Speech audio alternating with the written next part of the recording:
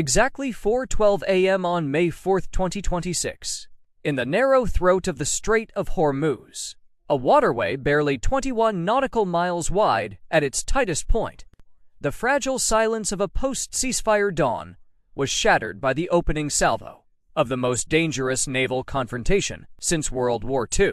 Two U.S.-flagged merchant vessels, the Alliance Fairfax and a second bulk carrier under the U.S. Maritime Security Program charter, were threading through a hastily cleared mine corridor at 9 knots.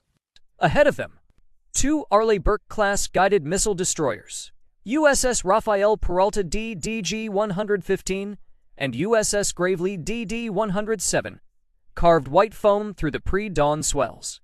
Their SPY-6 active electronically scanned array radars were operating at full power. Operation Project Freedom had begun.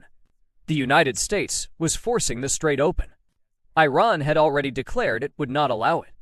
What they did not know, what no one outside a handful of compartmented intelligence cells at Nansen's forward headquarters in Varang knew, was that the Islamic Revolutionary Guard Corps' Navy had spent the previous 72 hours pre-positioning assets in a trap that had been constructed not in days, but in months. A trap designed to make the United States Navy bleed on live satellite imagery in front of every shipping insurer, every regional ally, and every adversary watching from Beijing to Moscow. The IRGC had one strategic objective: to prove that the world's most powerful navy could not force open the Strait of Hormuz without catastrophic cost. And they had built a 3-layer kill box to do exactly that. This is what happened next. And the next 19 minutes would change the calculus of naval warfare forever. 4:12:30 hours. Layer 1. The Swarm. The first warning came not from radar, but from an MQ-4C Triton, unmanned maritime patrol aircraft, orbiting at 56,000 feet above the Gulf of Oman. Its ANZPY, 3 multifunction active sensor array, lit up with 14 separate surface heat blooms erupting from the Iranian coastline near Bandar Abbas Naval Base. The signature was unmistakable. Ladder Runner class IRGC, fast attack boats, each displacing less than 15 tons. Each armed with rocket-propelled grenades, DSHK heavy machine guns, and the new Iranian-manufactured Ali short-range anti-ship missile. Simultaneously, Signals Intelligence intercepted a burst of encrypted IRGC Navy communications on a frequency previously cataloged during Operation Epic Fury. The tactical action officer aboard USS Rafael Peralta, Commander Isabella Vargas, received the threat picture on Link 16 in 0.4 seconds. Her Aegis Baseline 10 combat system had already automatically cross-queued every surface track, every airborne emitter, and every subsurface contact within a 50 nautical mile radius around her ship. The fast attack boats, 14 of them, were surging at 45 knots in a pincer formation. This was classic IRGC Wolfpack doctrine. Divide the escort. Get inside the minimum engagement envelope. Force the destroyers to choose between defending themselves and defending the merchant ships. What the IRGC commanders, watching from their above-ground operations center on Kashim Island, did not know was that USS Gravely had already shifted from passive to active countermeasures the instant the Triton alert came through. 2 RIM-116 rolling airframe missiles rotated in their Mk-49 launcher box and locked on the lead fast attack boat coordinates. 4 Mk-38 25mm chain guns trained automatically toward the bearing. The SH-6CR Seahawk helicopter, which had been hovering at 400 feet off the destroyer's port quarter, pivoted its Hellfire rack and descended to engagement altitude. At 04:14:18 hours, the order was given. The Seahawk fired first. 2 AGM-114R Hellfire. 2 missiles streaked downward at Mach 1.3, detonating in sequence against the lead IRGC boat engine compartment. The explosion lit the strait like a magnesium flare and was visible from the cliffs of Oman 6 miles to the south. USS Gravely engaged next. A controlled burst from both chain guns raked the water 200 meters ahead of the second boat formation as a deliberate warning shot. 3 boats immediately turned. 4 accelerated. Those 4 made it to within 1,800 meters before the rolling airframe missiles destroyed them. 6 Iranian fast attack boats were destroyed in 90 seconds. No American casualties, no damage to the merchant vessels. But the IRGC had already expected this outcome. The boats were not the kill shot. They were the distraction. 04:16:00 hours. Layer 2. The missiles. At the same moment, the fast attack engagement was still unfolding. The E-2D Advanced Hawkeye Airborne Early Warning Aircraft, orbiting 180 miles to the southeast, under the protective umbrella of USS Abraham Lincoln CVN-72 Carrier Strike Group, transmitted an alert across the entire force network. 12 distinct radar acquisition signals activated simultaneously along the Iranian coast. These were the targeting emissions of mobile truck-based launchers armed with the IRGC's most lethal anti-ship weapon, the Qadir missile. This missile was an Iranian-manufactured derivative of the Chinese C-802, with a modified turbofan extending its range to 170 kilometers and carrying a 165-kilogram semi-armor-piercing warhead. Then came the launches. 12 missiles were ripple-fired in under 40 seconds, screaming off the Iranian coast at near transonic speeds, and immediately descending to sea-skimming flight at 5 meters above the churning waters of the strait. Flying below the radar horizon of the 2 destroyers, and masked by wave-top clutter at that altitude, they remained effectively invisible to the Spy-6 radar until they rose above clutter layer at approximately 15 kilometers from their intended targets. At that range, the engagement timeline collapsed to 58 seconds. The Egypt combat systems on both destroyers reacted simultaneously and automatically. USS Rafael Peralta fired a full intercept salvo of 8 RIM-162 Evolved Sea Sparrow missiles in under 3 seconds. Their dual-stage solid rocket boosters pushed them to Mach 4 before their active radar seekers locked onto the incoming Qadir missiles and began terminal intercept trajectories. USS Gravely fired 6 SM-2 Block 3C Standard missiles in a layered spread, calculated to catch any missiles that survived the ESSM engagement. At the same time, O-Chip's NSLQ-32V6 shipboard electronic warfare systems began generating full-spectrum active jamming against the Qadir seekers. They spoofed the monopulse active radar homing heads with ghost targets, 3 degrees off the true bearing of the ships. 3 missiles immediately deviated, their seekers chasing electronic mirages into open sea. 2 more were destroyed by the SM-2 intercept. 4 were destroyed by the ESSM intercepts in violent detonations that scattered shrapnel across the wave crests at 800 meters from Peralta's hull. 3 missiles survived. 2 were caught by the last layer, the ship's Mk-15 Phalanx close-in weapon systems, spewing 20mm tungsten penetrators at 3,000 rounds per minute and grinding the Qadir airframes into fragments at 200 meters. This was the CIWS engagement envelope, the kill zone of last resort. The 3rd missile struck the South Korean cargo vessel Hyundai Brave, which had been attempting to follow the cleared corridor in the wake of the 2 United States-flagged ships without authorization.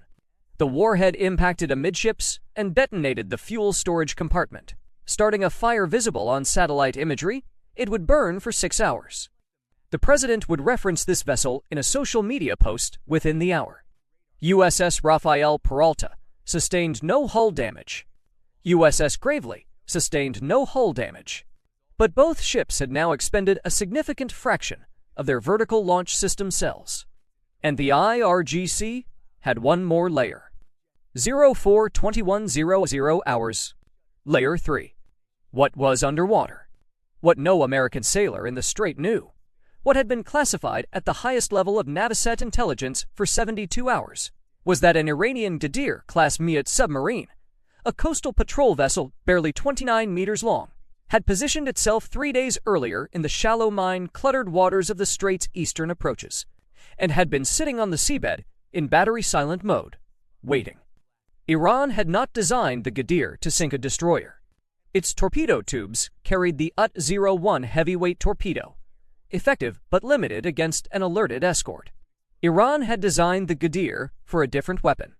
At 04:21:03 hours, the Ghadir surfaced momentarily, No more than 2 meters of sail broke the water. It deployed its antenna and transmitted a single encoded data burst to an orbiting Iranian communications satellite. The burst contained one piece of targeting data: the GPS coordinates of the lead merchant vessel, Alliance Fairfax, updated in real time using passive acoustic localization from the Gautier sonar. That data was received 11 seconds later by 4 Mauj-class frigates of the regular Iranian Navy, positioned in international waters beyond the 12 nautical mile limit, outside the direct engagement zone. Each frigate carried 2 deck-mounted C-14 anti-ship missile launchers, and each had spent the previous 45 minutes pretending to conduct routine naval patrols, while the IRGC fast boats and shore-based missiles drew American attention inward. They were outside the declared kill zone. They were beyond the range where the American destroyers were focused, and they now had a precision targeting solution. This was the moment Iran's tactical planners had wagered everything on. Force the American escorts to expand their VLS magazines against the fast boat and missile swarms. Pull their radar and electronic warfare systems inward. Create a window of 90 seconds or less in which the outside frigates could launch an uncontested salvo against the merchant vessel. Not to sink American warships, which Iran had already calculated was unachievable, but to demonstrate that the United States Navy could not protect commercial traffic through the strait under fire. To make every shipping insurer on Earth redline the Hormuz corridor for the next 3 months. They were 40 seconds away from launch authorization. They did not know about the USS Minnesota. 04:21:44 hours. The Hunter below. USS Minnesota SSN 783, a Virginia Block III nuclear attack submarine, had entered the strait 18 hours earlier under MCON Alpha, total emissions control, running on her pump jet propulsor at 5 knots and hugging the thermocline layer that separated the warm surface water from the colder deep channel. She was there not as a precaution, but as a calculated chess piece positioned in advance of Operation Project Freedom by Navcent Commander Admiral Brad Cooper, who had publicly claimed the strait was being cleared with surface ships and underwater drones. He had not mentioned USS Minnesota. Minnesota's fire control team had been tracking the 4 Iranian frigates for 9 hours. They had their acoustic signatures, their propeller blade rate signatures, and at 04:21:44 hours, they detected the unmistakable sonar signature of C-14 launch tube hatches being hydraulically opened on all 4 frigates simultaneously. Minnesota's commanding officer, Commander Torres, did not hesitate. He fired 4 UUM-44 Subrock anti-ship torpedoes, 1 per Iranian frigate, using preset coordinates. The Subrock was an old weapon repurposed. A rocket-propelled payload carrier that breaks the surface, travels to target coordinates, and releases a Mk-48 ADCAP torpedo directly above the target vessel. No sonar required. No wire guidance. Just physics and math. The first torpedo detonated beneath the Leith Iranian frigate at 04:23:01 hours, collapsing the hull's keel amidships in a catastrophic hydraulic shock event. The frigate broke in 2. The second and third frigates received simultaneous detonations 14 seconds later. Both sank within 4 minutes. The fourth captain received the launch warning via IRGC maritime emergency frequencies, broadcast at maximum power by USS Gravely's SLQs-32, giving him an explicit ultimatum. Stand down, or you are next. He shut his missile tube hatches. He turned north. He ran. In 19 minutes and 31 seconds, the IRGC's most complex layered maritime ambush, months in the planning and executed with more tactical sophistication than any prior Iranian naval operation in the strait, had been completely dismantled without the loss of a single American sailor. 04:30:00 hours. The cost and the cold math. In Bahrain, Admiral Cooper stepped to the podium 26 minutes after the engagement concluded. He spoke for 90 seconds. He confirmed the destruction of 6 Iranian fast attack boats. He confirmed the interception of multiple cruise missiles. He described the passage of 2 United States-flagged merchant vessels through the strait as a success. He said nothing about USS Minnesota. He said nothing about 3 Iranian frigates on the bottom of the Gulf of Oman. In Tehran, the Supreme National Security Council convened in emergency session. Iranian state television ran footage of the South Korean vessel burning, calling it evidence of American aggression. But inside the IRGC, Navy Operational Command, the silence was total. The Ghadir Murriat submarine had been located and surfaced by a P-8A Poseidon-dropped DICASS Sonobuoy within 6 minutes of its data transmission. Its crew had been given a clear choice via underwater acoustic communications. Surface now or be destroyed. They surfaced. The 3-layer kill box had cost Iran 4 warships, 14 fast attack boats, and the single most significant operational defeat of the IRGC Navy since the tanker war of the 1980s. And it had been executed without a single American casualty. In Washington, President Trump said the United States was doing great in what he called a mini-war. His Treasury Secretary told Fox News that the United States had absolute control of the Strait of Hormuz and dismissed the Iranian Navy as a band of pirates. In London, Lloyd's of London raised their war risk insurance premiums for Hormuz transits by 340% overnight. In Singapore, the shipping industry announced it would wait for sustained stability before routing tankers back through the strait. The United States had won every engagement. The strait remained, functionally, closed, because the IRGC understood something the Pentagon's morning briefings could not fully capture. You do not need to sink American destroyers to win a war of economic attrition. You only need to make the risk calculation impossible for every shipping chief financial officer on Earth. Every missile fired, even one that missed, was a $12 billion spike in global oil futures. Every fast attack boat that got to 1,800 meters before being destroyed was a month added to the underwriter's exclusion clauses. Iran was not fighting to win the battle. It was fighting to win the uncertainty. Somewhere beneath the gray chop of the Gulf of Oman, USS Minnesota descended silently back to the thermocline and resumed her patrol.